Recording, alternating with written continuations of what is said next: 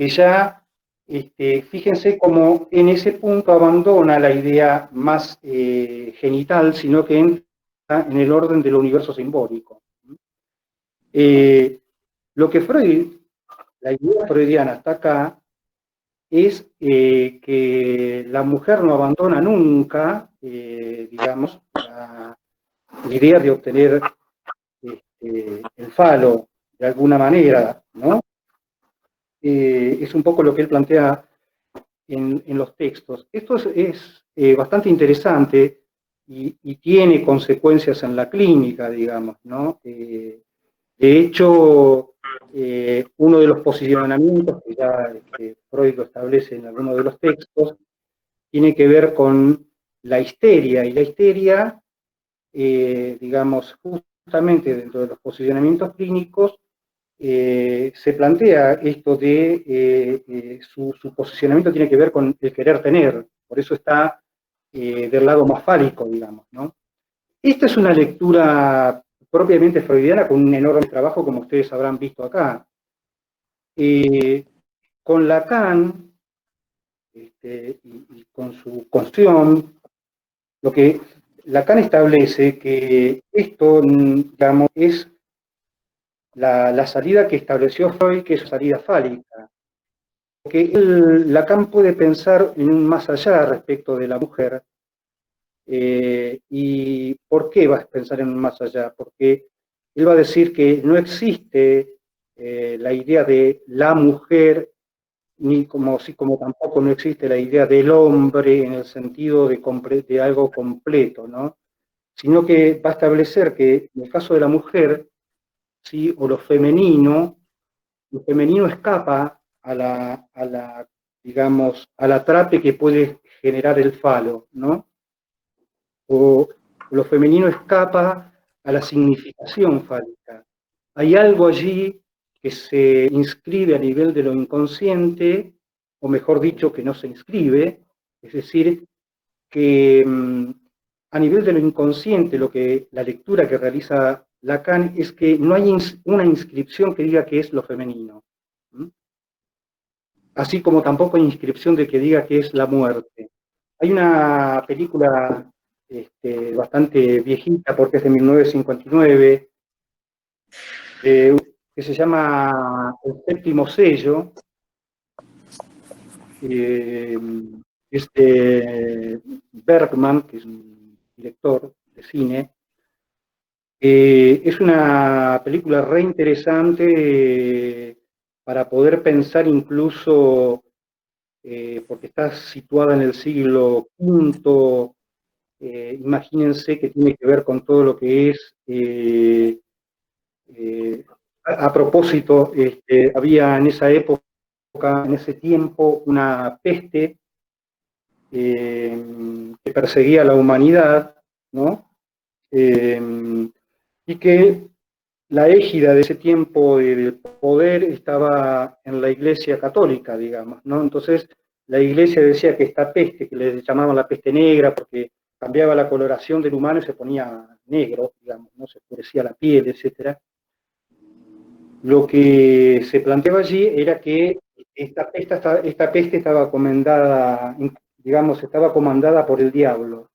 Y existía en esa época, digamos, lo que se denominaba la casa de brujas, era ni más ni menos que la casa de mujeres. Eran mujeres que obviamente daban cuenta de otro saber porque indagaban en otros saberes, en un saber que escapaba al saber de la religión, digamos, ¿no?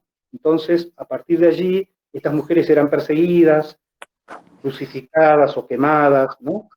Bueno, y es muy interesante porque no voy a spoilear la película si la quieren ver, porque trae justamente, plantea estos dos enigmas, qué es la mujer y qué es la muerte. Toda la película transita en un intento por cernir esto que no alcanza con la égida, en este caso era de la religión, pero en este punto de que estamos tratando, no alcanza para decir que es lo femenino, básicamente, a través de el significante fálico, ¿no? O lo fálico, en el sentido de cómo lo plantea Freud.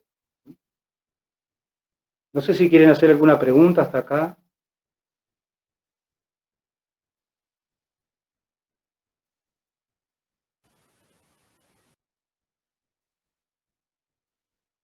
Bueno. Edgardo, en el chat están preguntando cómo es el nombre de la película. El séptimo sello se llama.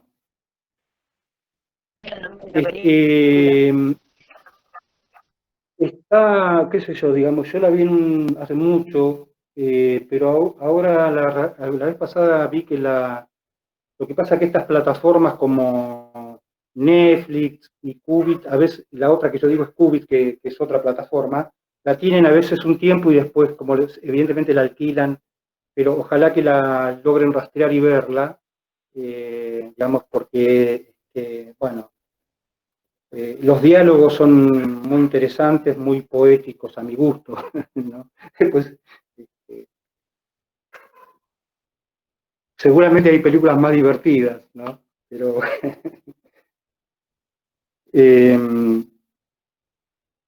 bien. Hay otra pregunta por acá que habla sobre, también está dando cuenta sobre la sexualidad femenina y plantea la cuestión de la seducción, ¿no? Dice, la seducción cuando interviene perturba siempre el curso natural del desarrollo y deja a menudo consecuencias profundas y persistentes. ¿A qué se refiere? No sé quién hizo esta pregunta, pero ¿qué piensan? ¿Pueden comentar algo a partir de lo que ustedes estuvieron leyendo? ¿Por qué sería perturbadora, digamos, ¿no? La seducción? ¿Qué creen?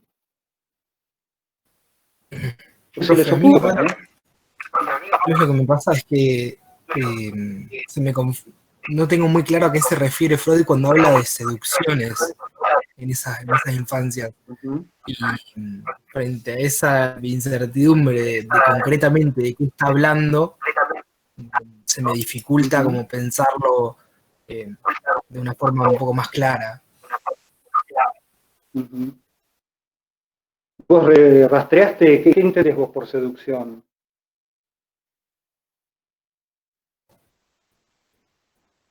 Y supongo, o sea, desde mi sentido común, entiendo que no tenemos que operar tanto por el sentido común, lo veo como un acercamiento de carácter psíquico, sexual, si se quiere, pero no sé si se refiere particularmente a un acto malintencionado contra un niño o contra una niña, o se refiere a, no sé, a estos cuidados, a estas situaciones de, no sé, Freud habla de las madres bañándolos a sus hijos, etcétera, que puedan, no sé, malinterpretarse. Es medio confuso para mí. Claro, yo creo que lo habrá como Bueno, en otro lugar, ¿no? Como que él lo habla desde un lugar diferente y no desde la seducción que estamos acostumbrados normalmente nosotros a interpretarlo de esa manera. Digo, Cerreu, tiene un montón de palabras que nosotros usamos normalmente como un concepto y Freud tiene otro concepto diferente de eso. Entonces, como que por ahí.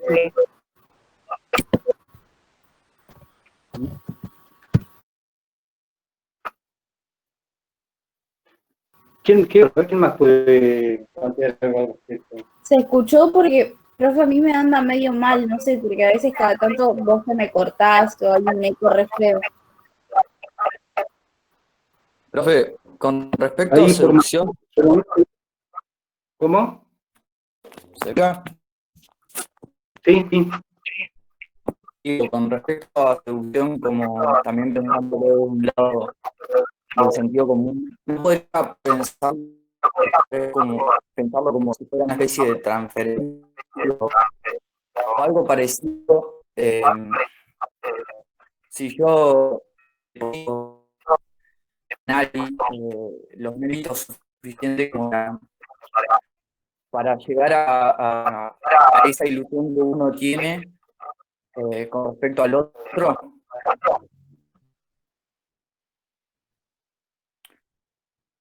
Sí, digamos, yo creo que están diciendo cosas que son cercanas, digamos, todas ellas, ¿no? Lo que puede ser una el otro día, digo, puede ser una aproximación, como decía el compañero, que tome un tinte insinuante con características justamente no bien intencionadas. Pueden ser otras como, digamos, bueno, la manipulación permanente de un niño con alguna cuestión donde el propio adulto no se ponga algún límite, ¿no? Hay lo que sí me parece que Freud intenta plantear acá, porque hay muchas de estas cuestiones que tienen niveles de sanción para el psiquismo humano que no están dadas de antemano o en un primer momento, sino que requieren de otros elementos. Muchas de los sucesos incluso abusivos o desmedidos en cuanto a que ya no se trata de una mera seducción, entran en alguna consonancia respecto digamos, de lo traumático propiamente, a posteriori, allí por la vuelta de la pubertad, por ejemplo, ¿no? Profe. Donde una sanción del sujeto respecto de eso, del sujeto ahí de ese, que después le da otro estatuto a eso que le aconteció, digamos, ¿no? Lo lee como realmente algo que, de hecho, puede ser traumatizante, ¿no? Sí. Edgardo, Sí, sí, dale. no, pensaba esto justamente me parece que se trata del problema del Edipo ahí, ¿no? Que el cachorro humano es erotizado justamente en el mal lugar, la que erotiza es la madre, que es la prohibida, que luego es la prohibida, digamos, ¿no? Pero ese es todo el problema del Edipo en este sentido. Claro.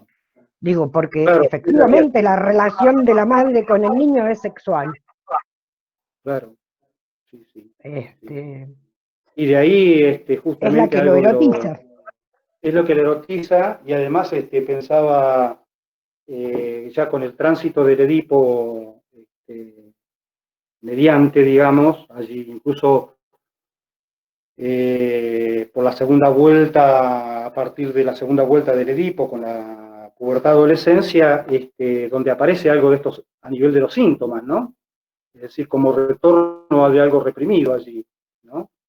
Que sería, el retorno de lo reprimido sería lo que está prohibido que retorne a ese encuentro que tuvo el cachorro humano con su madre, por ejemplo, ¿no? Y esto que después, por ahí va a quedar más claro con Lacan, digamos, en el Edipo estructural de Lacan, porque, digamos, Freud plantea el complejo de Edipo, ¿no? Como si el complejo fuera del niño. Lacan lo plantea como una estructura intersubjetiva, ¿no? Si el niño ingresa, es porque la madre lo demandó. La madre, digo, quien cumpla esa función, ¿no? Pero el problema me parece que es justamente eso, y es como en, por lo menos, dos tiempos. Uno, el de la erotización, y el otro, el de la prohibición, luego. Esto que dice Edgardo de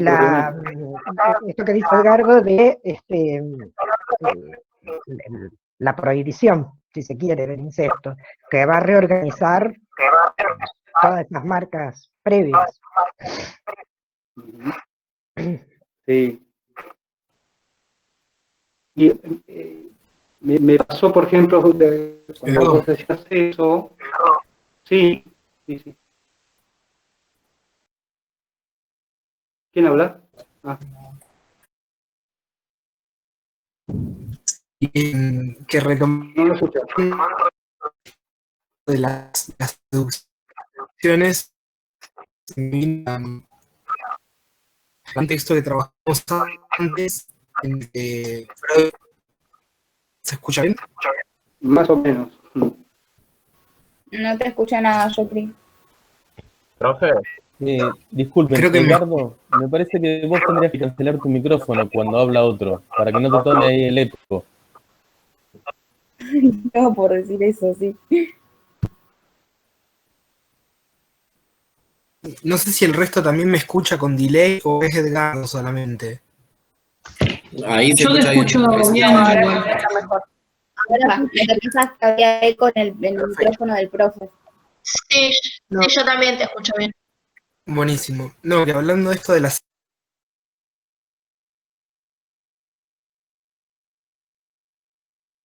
No, se le salió, creo. Pobre. justo venía a hacer la pregunta.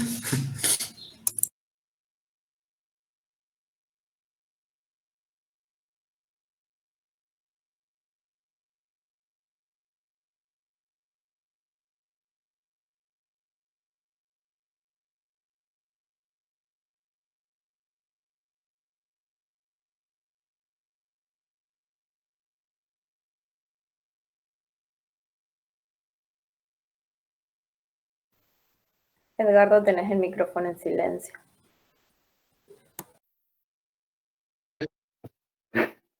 No hay acuerdo hoy. Cuando lo tengo que tener en silencio, no lo tengo en silencio y así.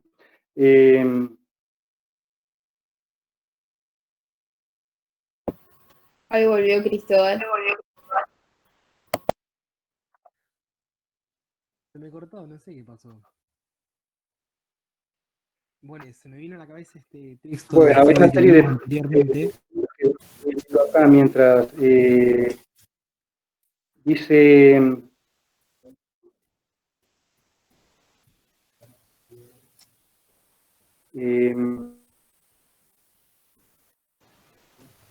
Edgardo, ahí volvió Cristóbal, estaba tratando de hacer el comentario que le había quedado pendiente. bueno. Que se me vino a la mente este texto que leímos anteriormente de esta chica que se encuentra a Freud en una caminata por la montaña, que le relataba que mediante transferencia Freud podía desenterrar unos que había de ella con un tío que se le insinuaba que tenía unas situaciones medio de exhibición, se metía en su cama por la noche. ¿Eso podríamos hablar de seducciones en esos casos, por ejemplo?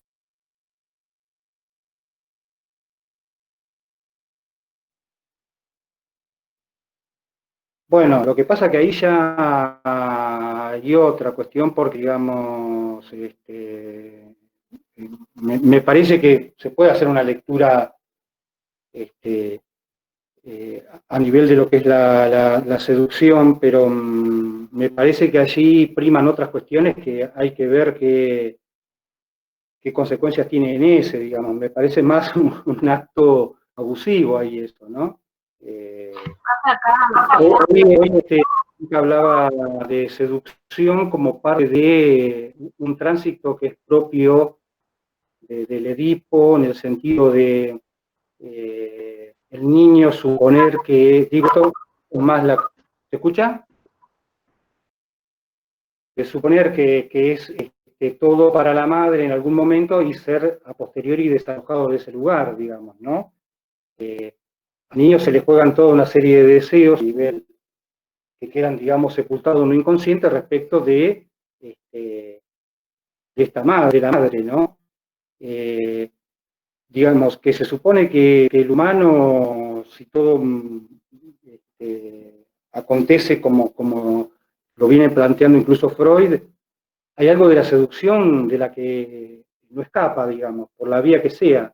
Ahora, hay otras instancias, porque si no se complejiza, digamos, me parece que el hecho de que alguien adulto se meta a la cama de un niño, o de una niña en este caso, ya ahí no se trata de una mera seducción, ¿sí?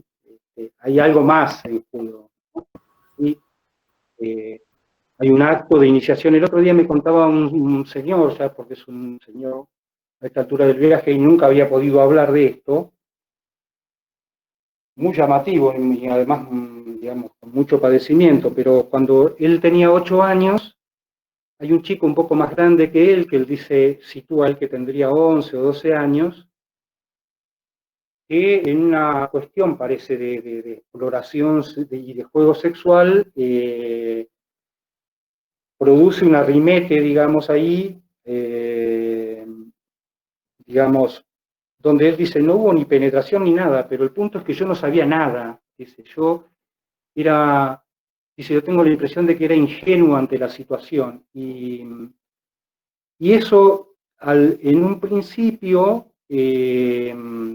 para él no tuvo mayores consecuencias.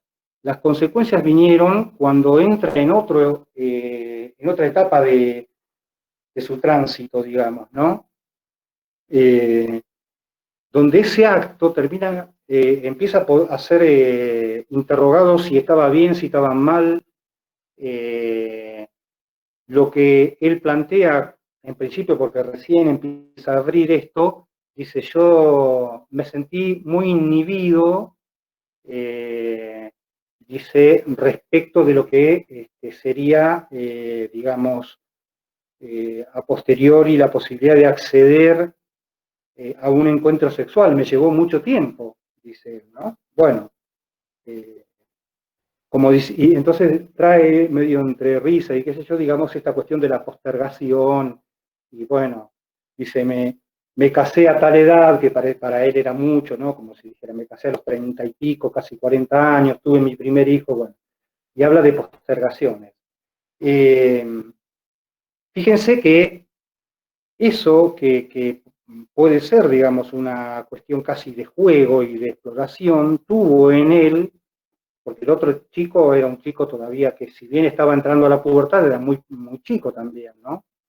Pero tuvo un efecto en él, ¿no? Esto es muy singular, cuando hablamos de la seducción, también es caso por caso, ¿no?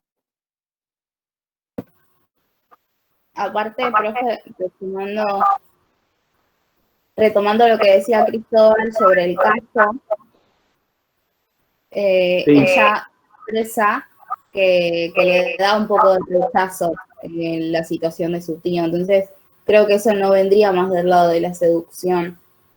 Por ahí el tema de la seducción habla más de los cuidados del padre hacia los niños, de otra clase de trato, otra clase de seducción. Pasa también Es que... seducción, porque es abuso lo que pasó en el caso, no me acuerdo el nombre. Pasa que me parece que también hay algo que, digamos, que complica ahí, porque desde la perspectiva del niño, la sexualidad siempre es invasiva, por decirlo de algún modo, ¿no? Y siempre es traumática, eso que hablábamos, creo que en la clase pasada con Patricia, porque no hay ahí con qué simbolizar eso. Digamos, más allá de lo traumático que puede ser un abuso, digamos, como lo están pensando ahora, de algún modo también esto es un abuso. Digo, un abuso en el punto de que no hay con qué simbolizarlo. Por eso deja marcas que serán retomadas luego a partir de la segunda vuelta del Edipo, y bueno, y después, ¿no? Entonces, también influye luego la lectura que cada cual haga de esas marcas. No sé si se entiende lo que digo, pero la sexualidad es traumática per se. Digamos, no hace falta imaginarse una cosa dramática para pensar, nadie puede escapar a ese trauma, ¿no? Ningún humano.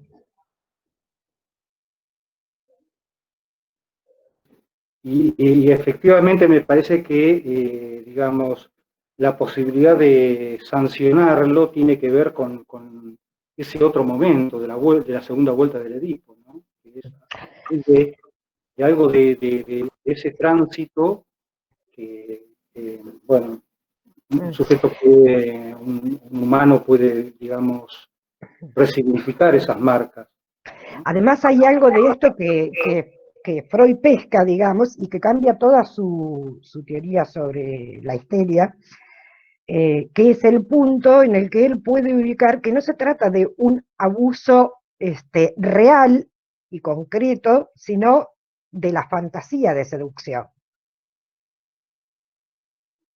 ¿No? Digo, poder ubicar algo de eso, porque digamos que las histéricas venían contándole escenas de seducción o de abuso, como lo quieran llamar, de adultos en la infancia. Y lo que puede ubicar Freud ahí, lo que puede leer en esta repetición, digamos, en esto que se presentaba en todos los casos, podríamos decir así, es que lo que comanda es la fantasía, ¿no? Que en ese punto sería la lectura que cada quien pudo hacer de eso que se le presentaba así crudamente. Creo que en la mayoría de los casos esto puede ser reprimido. No entiendo esa parte bien. Y en muchos casos, digamos, opera la represión. En otros casos, no es la represión lo que opera. Pero eso sí va a dar toda una serie de diferentes manifestaciones clínicas. No es lo mismo que opere la represión a que no opere. Claro, profe, gracias.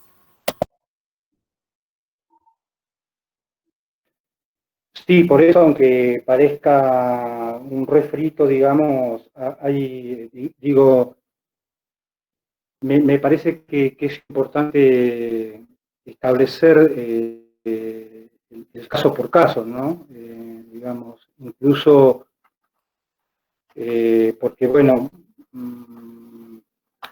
digamos, hay, como bien dice Erika, y hay algo de la fantasía que incluso, digamos, si es un relato que viene por la vía de la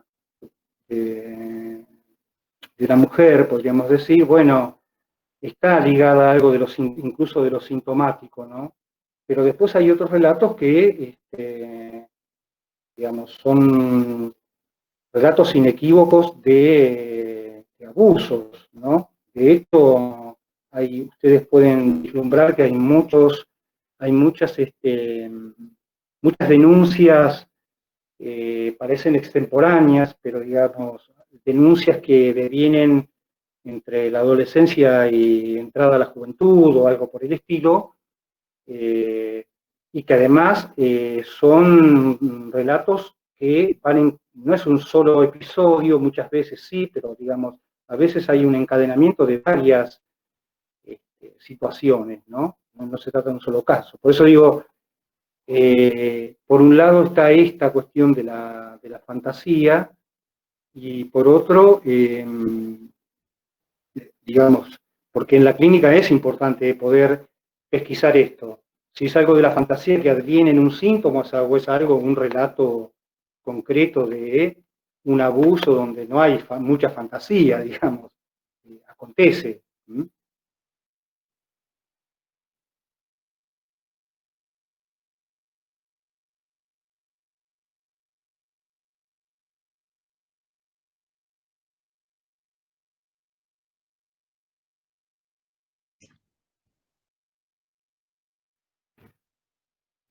Acá ¿se escucha?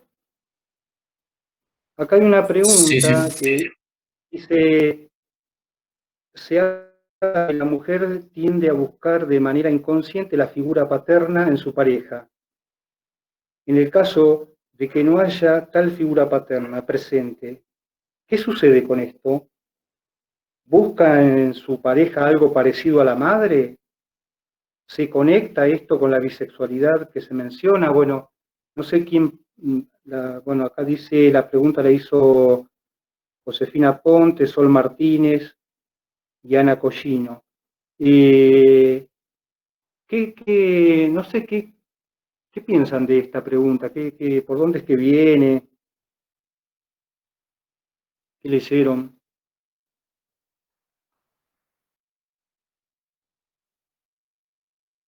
Freud anticipa algo de esto, ¿no? Él dice que digamos, hay algo que acontece, según su planteo allí, que en la referencia, en tanto, digamos, la mujer iría, según la perspectiva esta freudiana, fálica, iría en busca del amor del padre, digamos, ¿no? Ya que no va a obtener el pene por amor al padre, obtendría, ¿sí?, un hijo de él, y si no es él, será un subrogado, dice, ¿no? Freud. Entonces, fíjense que hay algo de esa búsqueda que tiene que ver con una pareja, dice él, que en principio traería los atributos del padre, pero, como bien lo pregunta por acá, pareciera que hay algo de lo que después se establece como relación, vínculo, relación, ¿no?, que se le vuelve como la madre, como la relación que tuvo con la madre, la relación príncipe, digamos, ¿no?, de un principio. No sé qué se les ocurre, qué pensaron.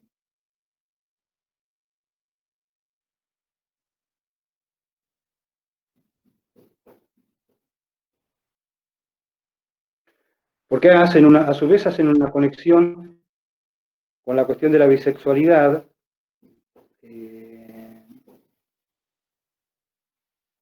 Creo que Freud ahí, o sea, en principio hay algo de la bisexualidad que es intrínseca a lo humano, ¿no? Pero Freud ahí la establece por el lado de la mujer en el sentido de ese doble movimiento que va del clítoris como punto de masculinidad, digamos, a la vagina como lo liga Freud, ¿no? Ahí más ligado a lo femenino.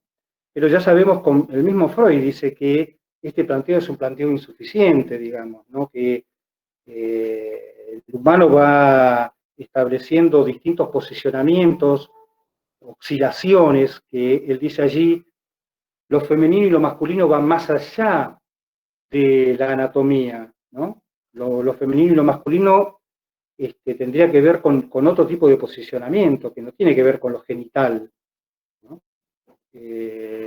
Y son posicionamientos, como creo el otro día lo traía la profesora, que depende de la situación que nos atraviese, podemos estar en una posición masculina o femenina.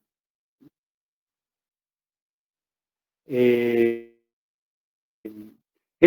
plantea de alguna manera que si bien liga a lo femenino como la pasividad en el sentido de,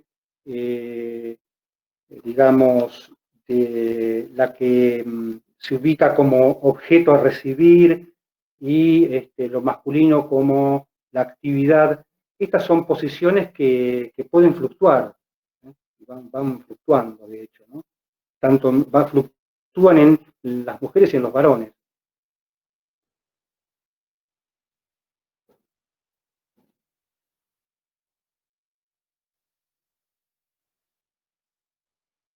Acá hay otra pregunta que dice, ¿se escucha? Dice, sobre la sexualidad femenina, ¿a qué hace referencia cuando se habla de que una intensa ligazón padre por parte con el padre tiene que ver con una fuerza neurótica? Por otro lado, explayar sobre el tema de la niña y su ligazón con la madre y por qué esta fase termina. ¿Qué leyeron ahí? ¿Quieren que les repita? ¿Les repito la pregunta? O sea, el planteo. Sí, sí, profe, repito. Está dando cuenta sobre el texto de la sexualidad femenina. Dice, ¿a qué hace referencia cuando se habla de una intensa ligación al padre, o sea, entiendo que está diciendo acá la mujer con el padre, ¿no? Tiene que ver con una fuerza neurótica. Por otro lado, explayar sobre el tema de la niña y su ligación con la madre, y por qué esta fase termina. ¿Qué leyeron ahí? ¿Qué se les ocurre? Profe, yo no sé a qué se refiere con fuerza neurótica, pero respecto de la ligación con la madre, es esta primera etapa esta primeras etapas del desarrollo sexual de las niñas, en que al igual que los varones tienen como objeto de amor a la madre o a la figura que cumple la función materna, digamos madre, ya que es la que satisface estas primeras necesidades de alimento, de cuidado, etcétera.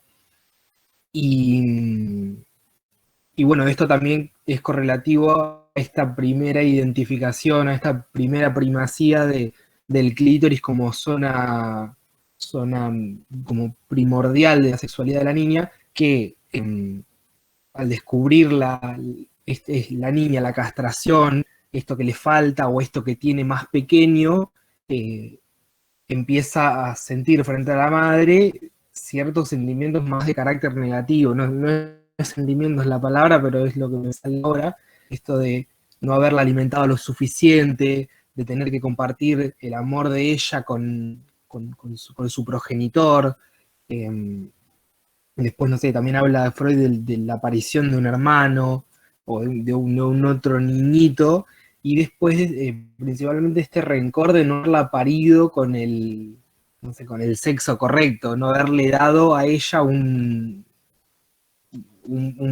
pene, digamos. Ahí es donde Freud habla de esta mudanza de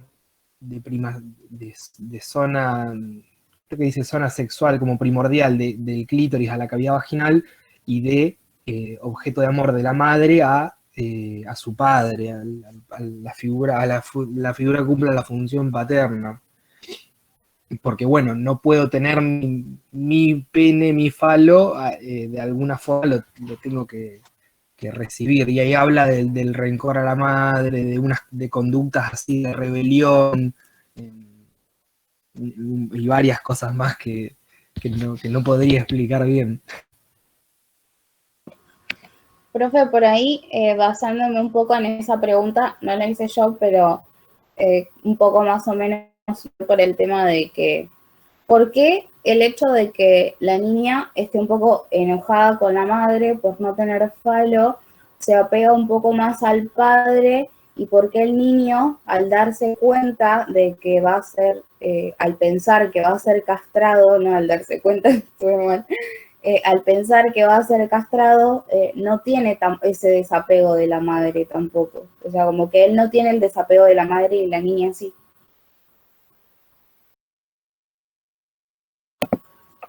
No sé si, ¿por qué lo ves como desapego en el caso de la niña?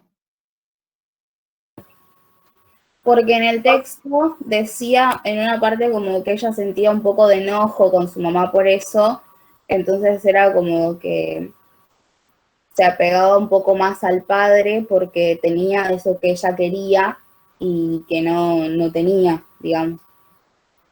O por ahí lo malinterpreté yo.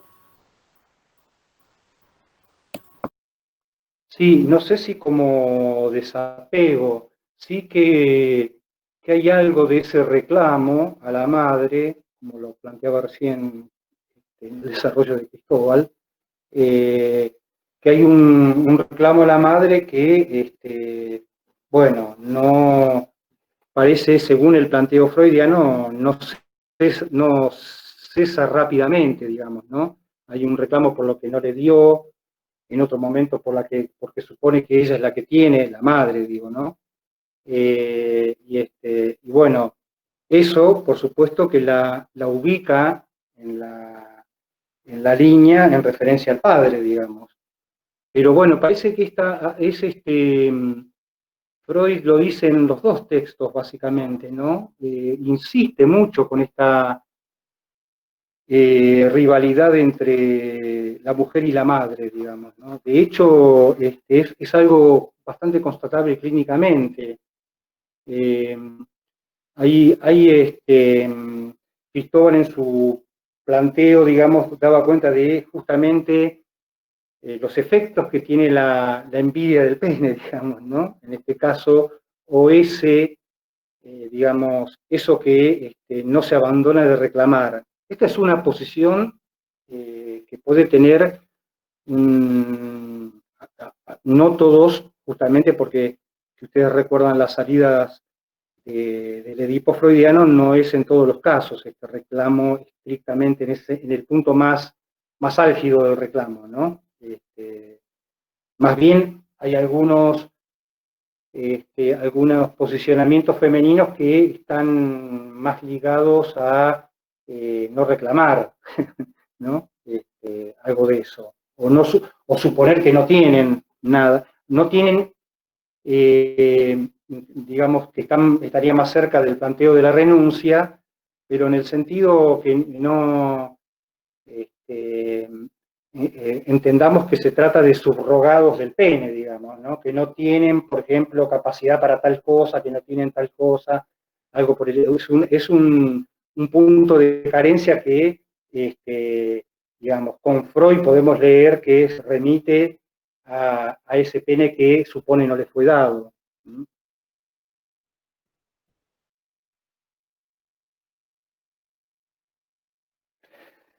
Acá hay otra pregunta que dicen, ¿a qué se refiere, o preguntan, mejor dicho, a qué se refieren o a qué se refiere Freud cuando habla de organizaciones pregenitales de la libido? ¿Qué se les ocurre? ¿De qué dará cuenta? Pregenitales.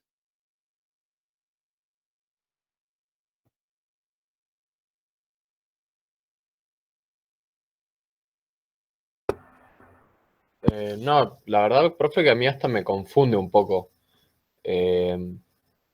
porque con la concepción del líbido, que vendría a ser como esa energía sexual, y una concepción pregenital, que es más como del orden de la anatomía, me llega hasta a confundir, la verdad. Como no armo como una relación.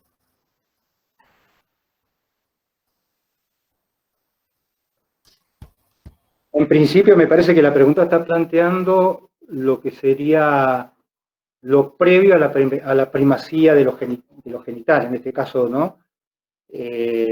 Hay, digamos, momentos del cachorro humano donde hay zonas erógenas que tienen primacías, ¿no?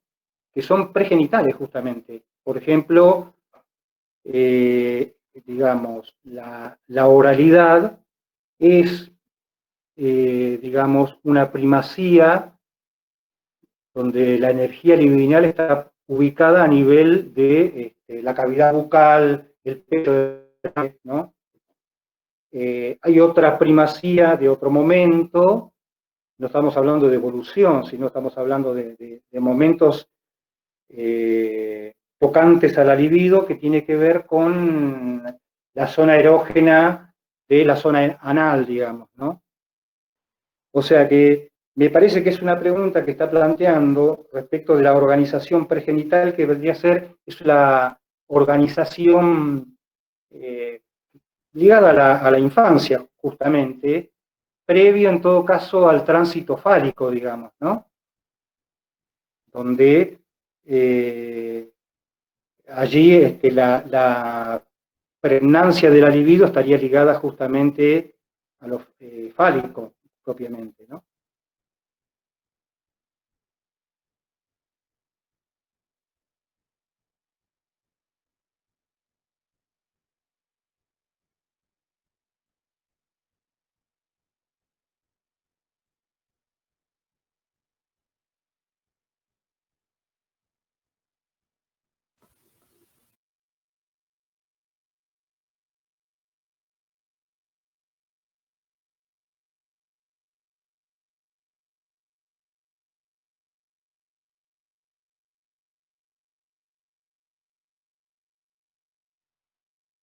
Bueno, acá hay otra pregunta que dice, si el clítoris como zona rectora precede al complejo de castración, ¿por qué la niña no percibe ausencias en el niño ante la revelación del pene y no embiste de carácter fálico a su propio genital?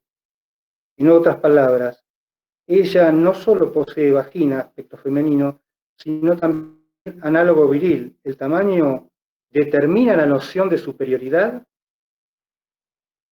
¿Leo de nuevo la pregunta? ¿Les leo de nuevo? Dice, Eso de Sí, la profe, cuestión de tamaño,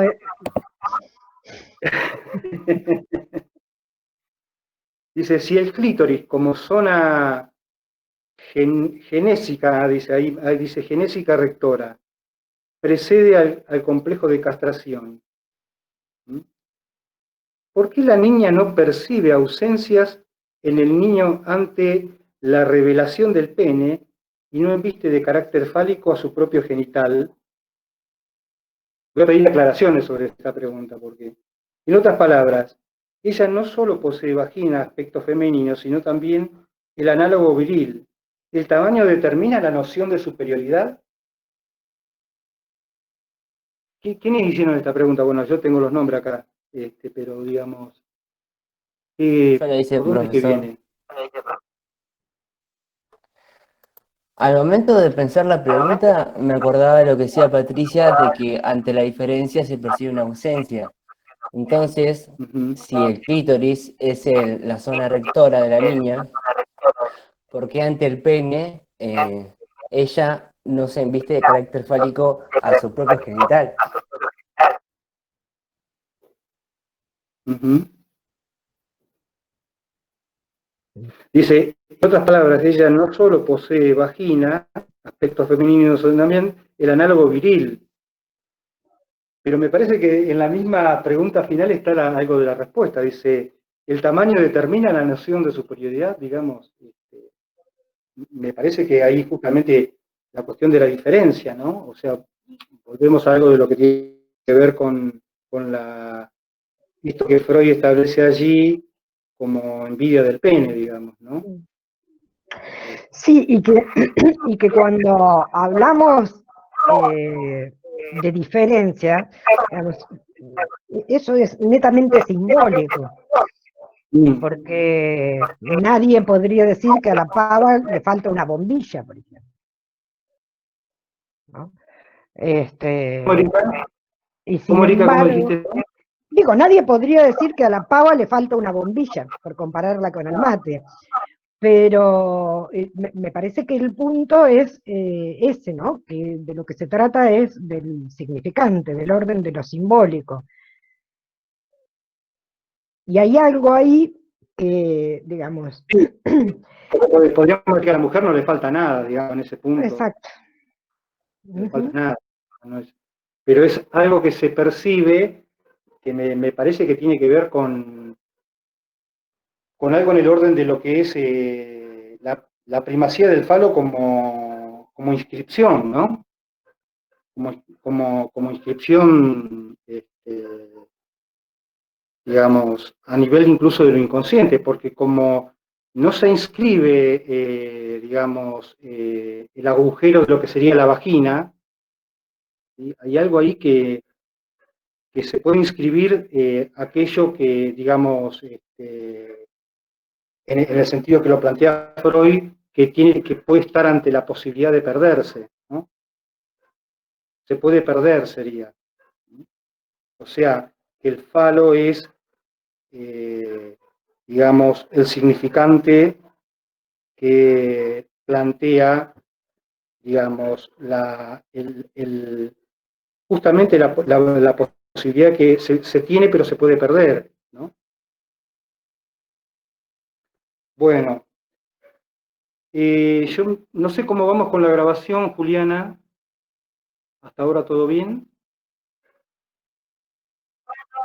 Bueno. ¿Les parece que hagamos un parate, un recreo y volvemos en un... A ver.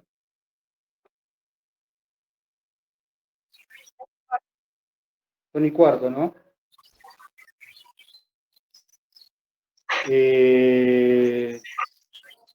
Volvemos alrededor de 40 aproximadamente, ¿m? Menos 20 sería, ¿eh? ¿Estamos de acuerdo? Bueno, Sí. profe. Ok, profe. Sí, profe, me parece bien. Bueno, Con el mismo link, ¿no? sí, se puede entrar con el mismo link. Listo, nos vemos en un rato.